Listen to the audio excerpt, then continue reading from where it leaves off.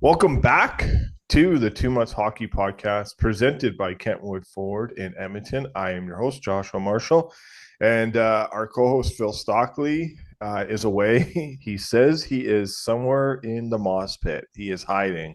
And he says, when this nightmare is over, he will appear again. So, those are the message from Philip Stockley. He can text, but he cannot be found or seen or heard from in terms of any other things. He just a quick little note back, but I was joking. So without that, we don't have Phil, but we have Nick with us. Nick, how's it going? Pretty good. Pretty good time of year. NHL, this has been a really, really good Stanley Cup final through two games, and the NBA has been pretty good too. OKC got much needed win tonight to go back to Indiana, tied 2-2, and Canadian Shea Gilgeous Alexander had a really good night with, I think, he had 34 points, 8 assists, and 5 rebounds. So good night for him, and good night for OKC.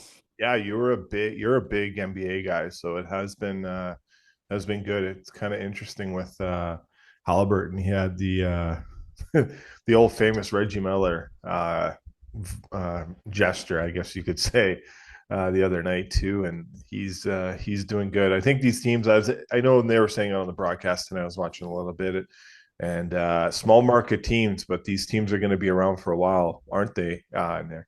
Yeah, they are. Both of these teams, like you can see this, like the super teams that were being built in the 2010s, like LeBron in Miami with Chris Bosh and Dwayne Wade and Steph Curry and in Golden State with Kevin Durant and Draymond Green and those guys, like they're kind of going away a little bit. And because it's gets really expensive. Like Boston has been a really good team, but so in the NBA they have a weird salary cap with they're just not even a salary cap, but there's a second, it's like a tax thing. So there's a second apron.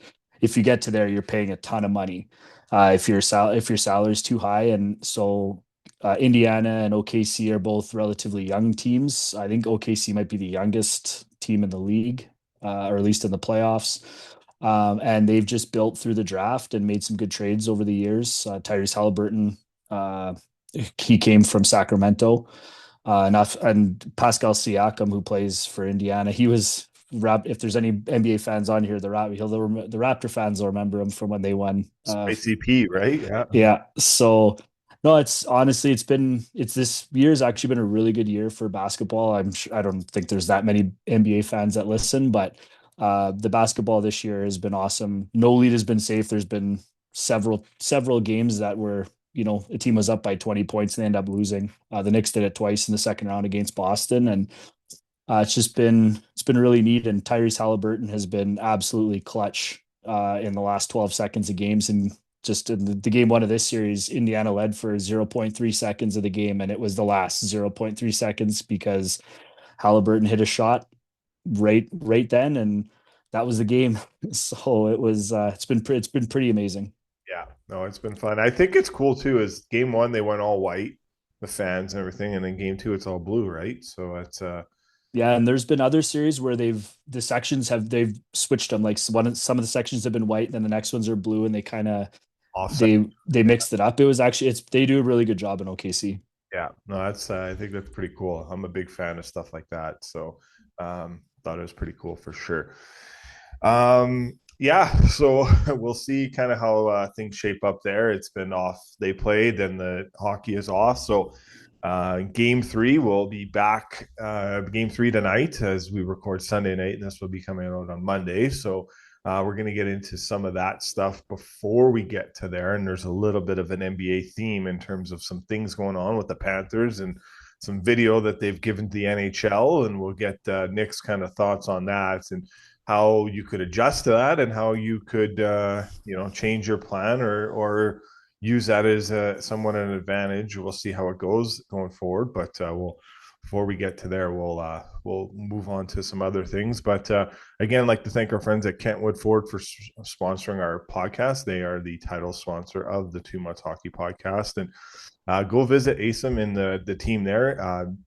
Get in hold of Asim, and if you don't have his number or you guys need his contact, message us. We'll hook you up. He is our rep there at Kentwood Ford, and thanks to him for setting us up and being a sponsor with us for the next 5 years to come. So we're really excited with that partnership, and also our friends at Shadified Salon and Barbershop, Jack Michaels and his son, were there the other day getting their haircut and all that, looking fresh. So we have them as a sponsor too. But some big news, some coaching, a lot of coaching news actually, Nick. So some in the Western Hockey League, and the Red Deer Rebels just hired a new coach as well too. And I haven't seen if I know there's a few other organizations. I don't know if everyone's hired everyone yet, but I know the Giants are out, and I think the Oil Kings too are still looking, but I don't know for certain if any of those organizations hired. I just seen something come across that Red Deer's hired, but obviously a coach that we know here at our podcast, and Pete DeBoer, no longer with the Dallas Stars, and kind of a situation that the owner came out, Tom Glardy, after the season was over, said he will see him come back. He will coach his final year, and we'll go from there. And then in the exit meetings, Nick, there was a lot of change going on in terms of that. And the players voiced their concerns. And Jim Nill, who typically doesn't fire coaches, must have heard some things that he needed to listen to in a fresh voice. And we'll see what happens in terms of it. There are some names of Glenn Gullickson and Todd Nelson and Mitch Love are some of the names. And I think it's Neil Graham, who's also with the organization as well. He is the head coach of the Texas Stars. So we'll see how that shapes up down there, and seeing if they hire someone that's within. We'll see if he's ready for that. But the Stars and the Abbotsford Heat are in the middle of Game 6 in the American Hockey League Western Conference Final. It looks like they just scored again, so they might be up 2-0. They're up 2-0 now with the middle of the third period here, or second period. Rambled on a lot there, but are you surprised with the DeBoer firing, Nick, or is it more of something you were expecting as well? I wasn't expecting it, to be honest. I felt like he really mishandled the Ottinger situation in Game 5, and there was a couple of things that got my ears perked up a little bit. Was what it was 2 days after that game, and DeBoer admitted that he still hadn't talked to Ottinger about it, which seemed odd. Ottinger's the guy there in that he's not going to be supplanted by anybody, and from what I understand, he's really well liked. But so I was listening to NHL Network Radio yesterday, and I wish I could remember the journalist's name who said it, but they were talking about this, and there was rumors that going into the Western Conference Final that Peter DeBoer had started to lose the room at that point, and that kind of that piqued my ears a little bit because that was the first that I had heard anything about that. So if at that point it was getting a little dicey, it doesn't surprise me then that the exit meetings went the way that they did, and that ultimately, Jim Nill did relieve him of his duties. Yeah, it seemed, and it. I know Friedman was talking about in terms of this is the normal shelf life he has. He doesn't usually stay much longer with organizations past the date he was with the Stars. So there is somewhat of that. He got it. He has another year left on his contract. Ottinger has 8 more years. So obviously the player is going to win that battle if that's what it came down to. And I think the way they went out was shocking. I know we know a few guys on that team too, and but yeah, I'd say I thought I definitely was shocked in terms of how things shaped up, and you call the timeout, everyone comes to the bench, Ottinger goes back to the net, and then you pull him when he's already at the bench. I don't think that really sat well, and it's an elimination game, and he is definitely your best player in your team, and so that's tough. And then the comments if he's lost 6 out of the next last 7 against this team too. Just a lot of comments that didn't need to go the way they went. But it sounds like Jamie Benn will be back. 49 points this year, not the playoffs he wanted. But they're in a cap crunch, Nick, and I don't know what they're going to do. There's a lot of rumors. Would you move off from Jason Robinson? He's similar to a player like Ranton, if not just a little bit better. But they don't move as quick as they can. But always funny when people say that. I always remember Tyler Toffoli always telling me it's funny that people keep ripping on me for not moving, but I can keep scoring goals 30 years, 30 goals after year after year. So the hardest thing to do, he does it really good. And that's, I think Robo had what, 37 goals this year, and wasn't the year he probably wanted, but 37 goals in this league is pretty hard to say no to, right? Oh, for sure. And like for me, I think with Jason Robertson, it's he hasn't been very good in the playoffs that I can really recall. Hmm. And I think Dallas is at a point where they're very similar to teams like Edmonton and Florida, where they're going to get through the regular season and they're going to make the playoffs, and once they get to the playoffs, they need to find ways to win. And just like every other team in the West, it seems right now, nobody can really get past Edmonton. And Jason Robertson, I know he was banged up coming into the playoffs, but when you have a guy that can score like he can, and when you need goals, I think that they expected more from him, and especially at that time. And as a Leaf fan, it's the same thing with some of their guys too, right? Like Mitch Marner, who's going to be getting a new contract with the new team this summer. I mean, some of the things that they talk about with those guys, I think you can say about Robertson as well. And you gotta you create your legacy in the playoffs, right? And I think that he's a guy that they need more from at that time of the year. They always get as much as everything possible from Hintz. Rantanen carried them through the first two rounds this year, really.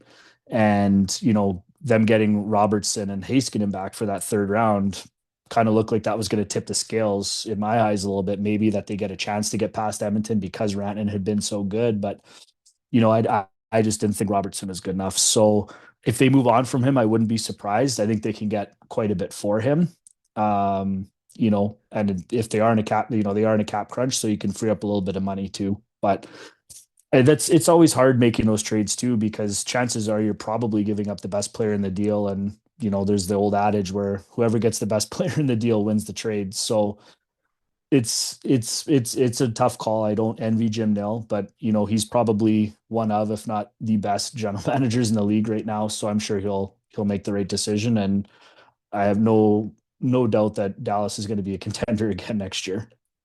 Yeah, yeah. It's what's interesting with him, GM of the year last 2 years. He's up for it again.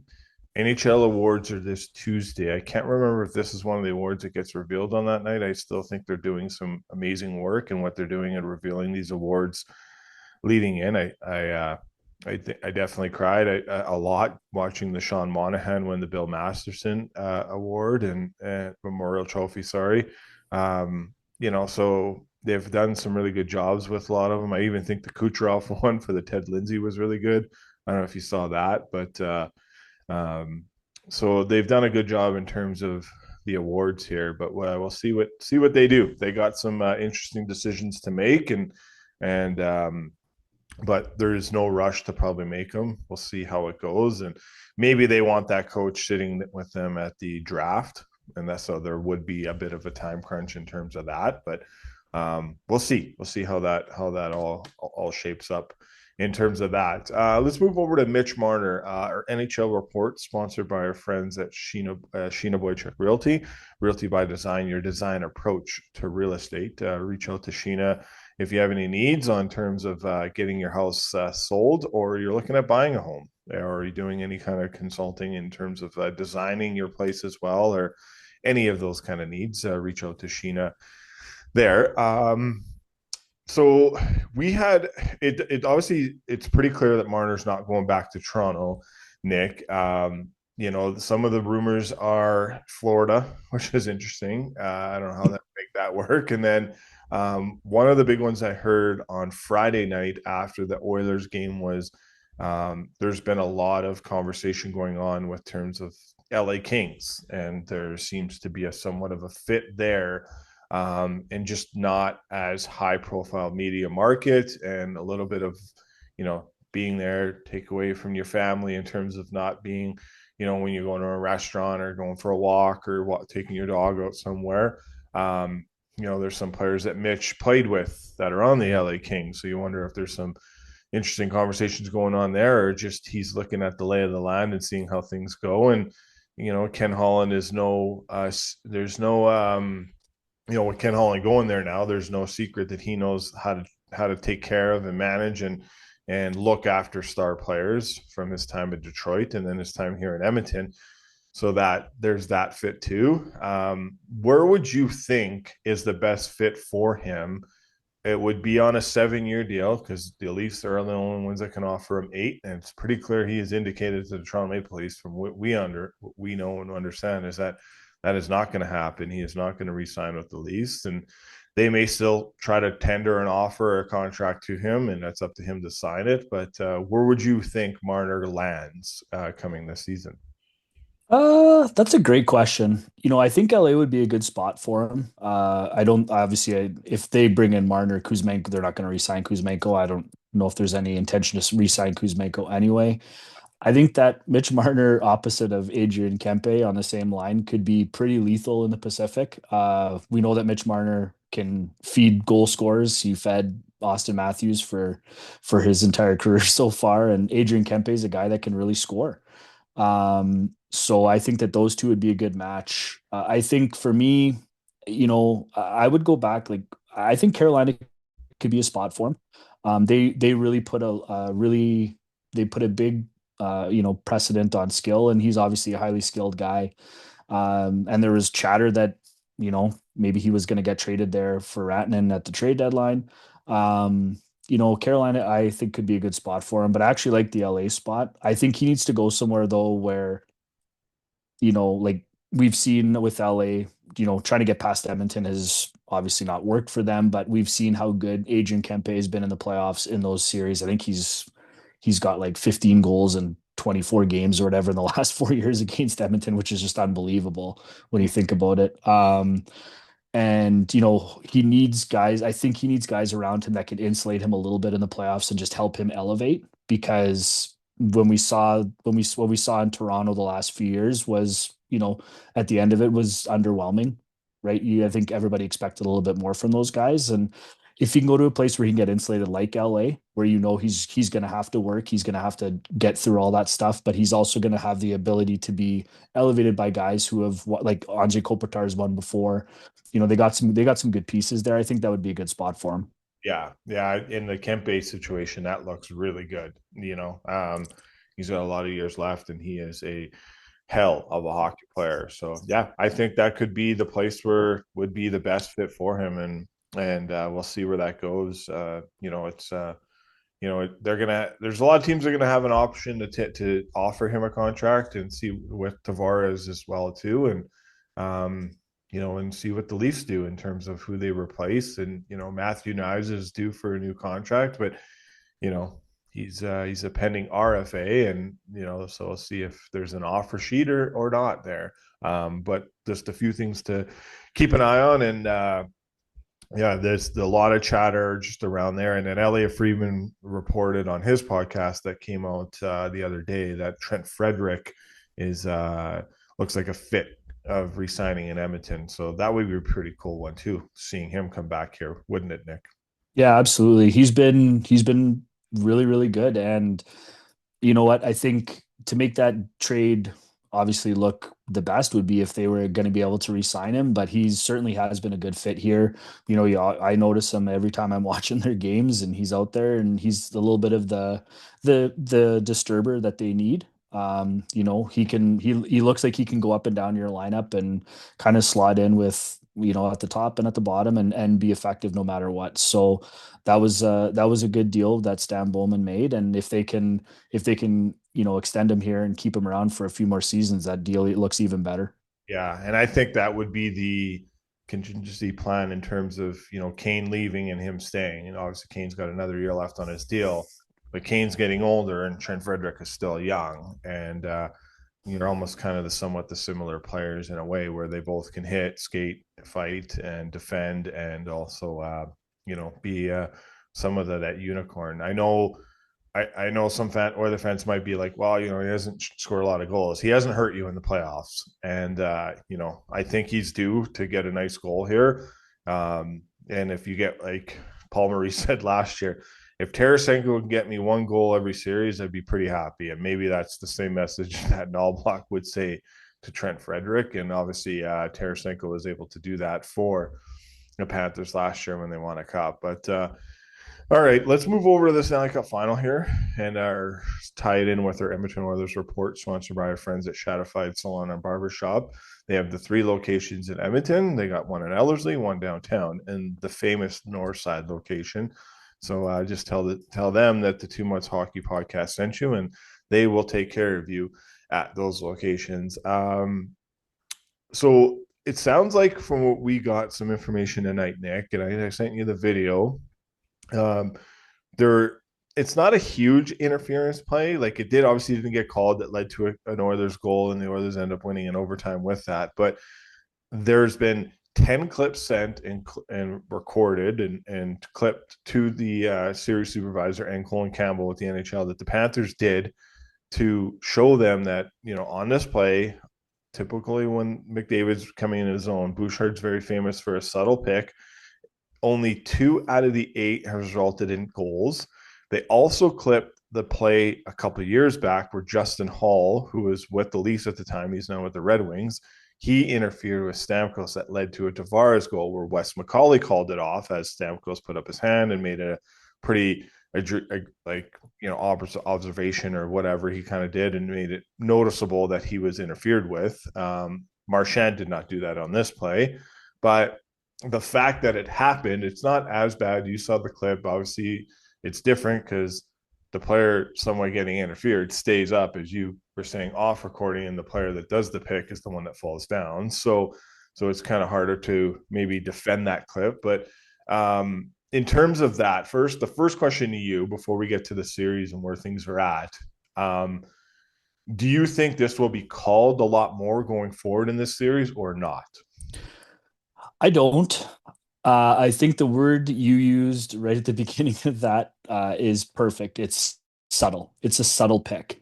And Bouchard, I just watched the clip again, and Bouchard does a really good job of, like he looks back because I think he's trying to read which way McDavid's going to carry the puck.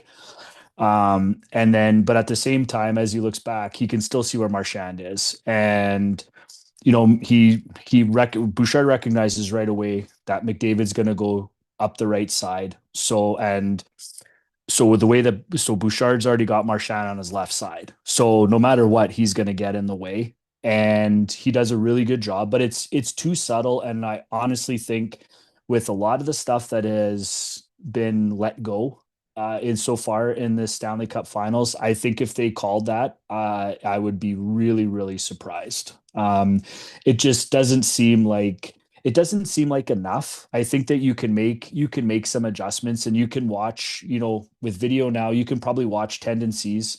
And, from what I've seen, McDavid does go down the right side quite a bit. Mm-hmm. So, you know what, I think maybe what Florida can do, that high forward in the neutral zone, instead of being on one side of Bouchard's, be in front of him, right? And poke around that way, because then you're not giving him that opportunity. Because then at that point, if you're in front of him and then you start going over towards McDavid, he's either going to put his stick on you, or then if he steps in your way, then it's an actual interference call. But I mean, Bouchard's not moving his feet on that play. He's just kind of standing there, and he's really lucky. He's really good at it, obviously. If they found 10 clips, already that show that play, that he's doing it, he's obviously very good at it. And, they probably draw that up all day. But it's easy because, it'd be easy for them to drop that play for Edmonton, because when McDavid has the puck, whether there's 4, 5, or 6 guys on the ice, everybody's watching him, right? So Bouchard knows that Marchand's not paying attention to where he is. Marchand's job is to try and funnel McDavid to the wall and help his D, right? And try and end that zone entry.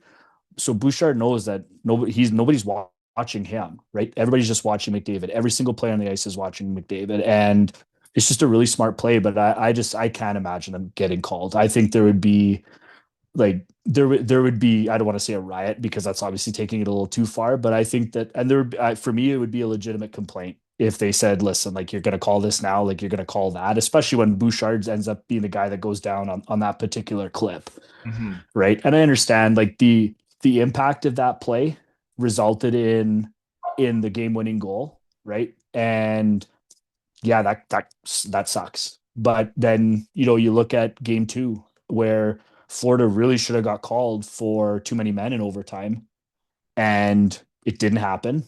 And then not that long later, they scored and won the game. Yeah. Right. And it, So there's for me, there's always going to be those little parts of the game that, yeah, this should have been called, that should have been called, maybe. But even in a regular season game, I would have a hard time. I would, if as a referee, if I was a referee, I would have a hard time making that call because Bouchard isn't, he's not really getting in his way. He's just standing there. He's placed himself perfectly in the right spot between Marchand and McDavid, and he knows that in order for Marchand to get to McDavid, he's got to try and go through him. yeah. And but he's not pushing, right? Like he's not extending his arms. He's just standing there.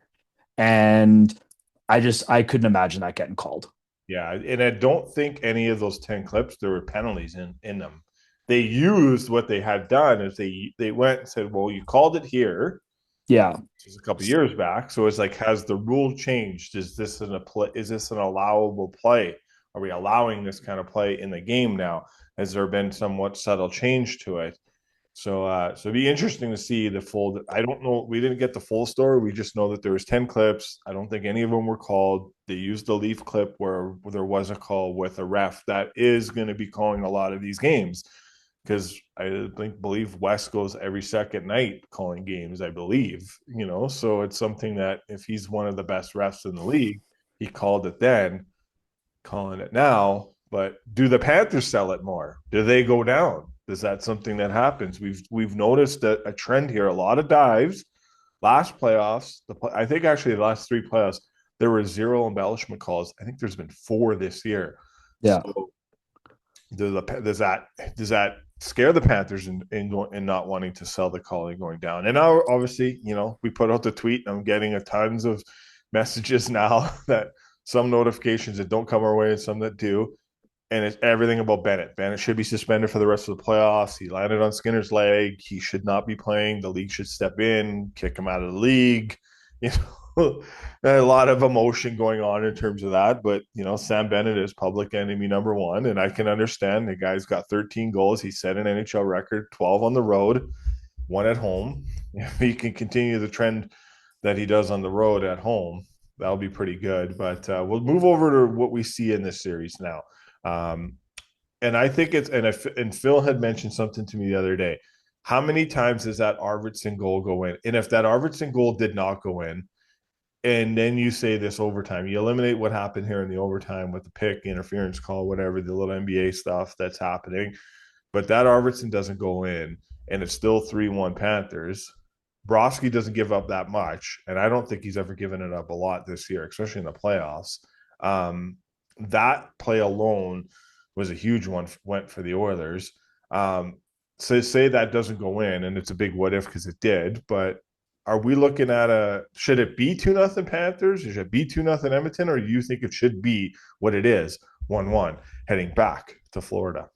I think it's I think regardless it would be 1-1. I look at I'm looking at natural stat trick here. The 5-on-5 numbers, I mean, this series is almost a dead heat.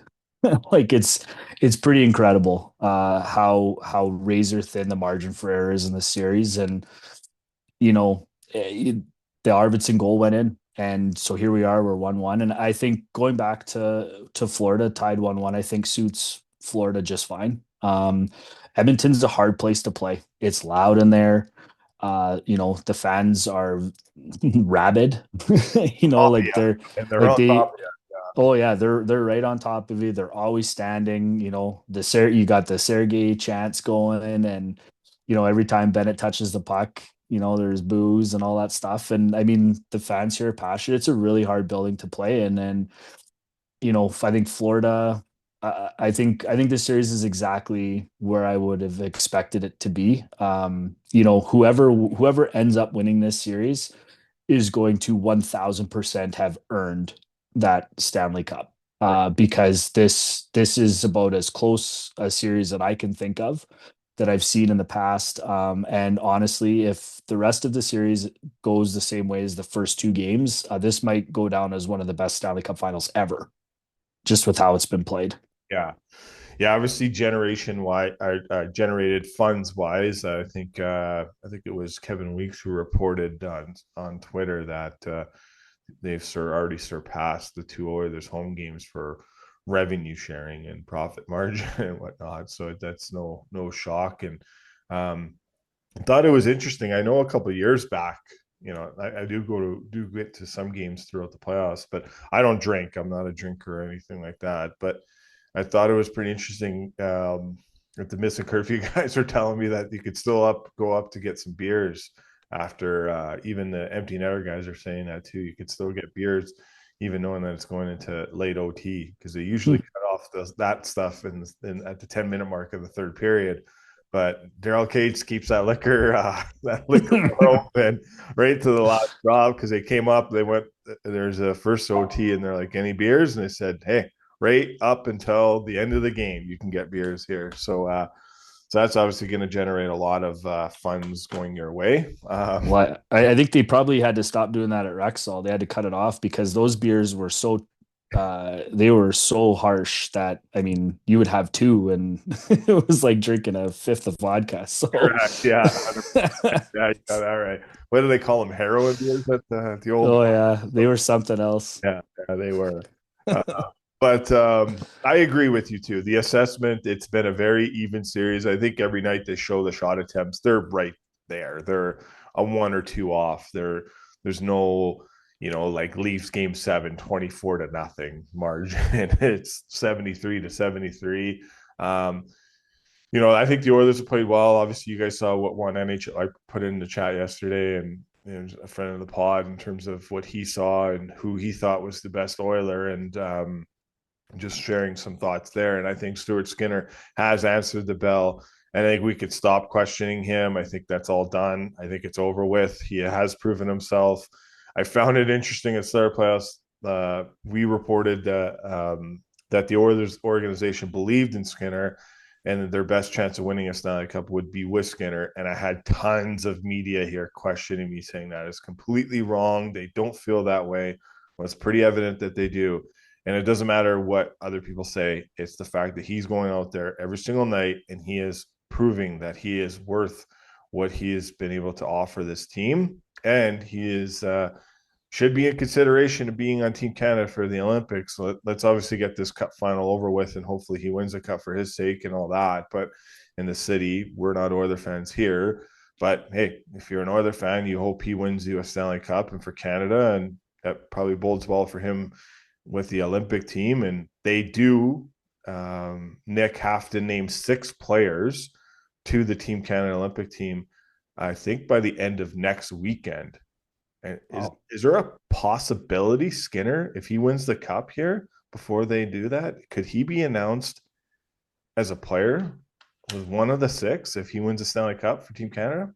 I don't know if he's a first six guy. If I was Canada, which I am not, but I would probably wait and see how the early part of next season goes and see where these goalies are at. I mean, we saw this year, at the Four Nations, Jordan Binnington played pretty well.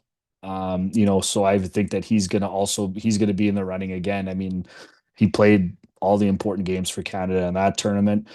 But I think Stuart Skinner playing the way that he has, just in the Stanley Cup final alone is definitely going to earn him an extended look. But for me, I would have unless it's Connor Hellebuck or one of those guys. Russia's obviously not going to be in the Olympics, but some of those guys that are like the top end goalies for their countries, and there's not a big pool. Those guys I think get named, but I think for Canada, I don't think they need to. I don't think they need to name a goalie in that top 6. I think they can name the guys that they know are going to be there for, you're probably looking at almost the same top 6 that they announced for the Four Nations. Yeah, for sure.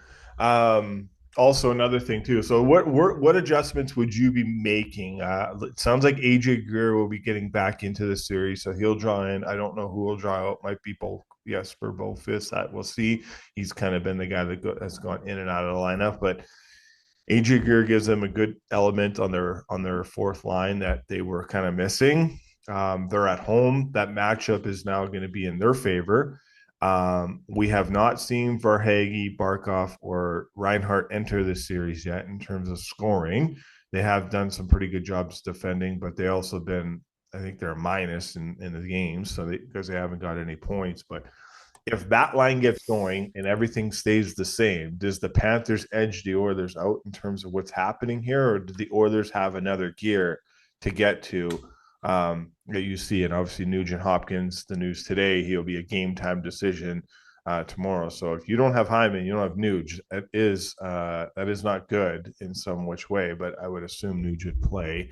It is the Cup final, but it's something that's really lingering. I don't know what he's fighting. Obviously, that came out today, so it was news that I did not hear or see, and I don't think many people did until he wasn't on the ice. But if Barkov gets going, that line gets going. Nick, where do you stand with the Panthers here? Is it still an even race? Yeah, I think so. You know, I if because if those guys are going, then chances are maybe one of the other lines isn't going, right? Like Edmonton defensively has really surprised me with how good their team defense has been in the playoffs, and they've had the ability to shut down other teams' top players at times. And I think that the series is too hard fought right now, where I think that any team's going to be able to have four lines, just going strong. I think for me, you just got to try and slog through it. The Barkov line eventually is probably going to score. There's obviously a lot of good skill on that line, and Verhaeghe's he's been an overtime hero in the playoffs. I think he's got five overtime goals in his career, which is pretty amazing because he's not that old. Um, eventually those guys are going to get going, but maybe some of the other lines aren't quite as going quite as well. Like Bennett's, like he says, he got 13 goals, 12 on the road. So I mean, at home maybe he hasn't been as good, and maybe this is when Barkov's line steps up. But they're playing really well, and I agree with you. I think Nugent Hopkins is going to play tomorrow. I imagine that Boquist is coming out. I think he was the only guy that played under 10 minutes in game two.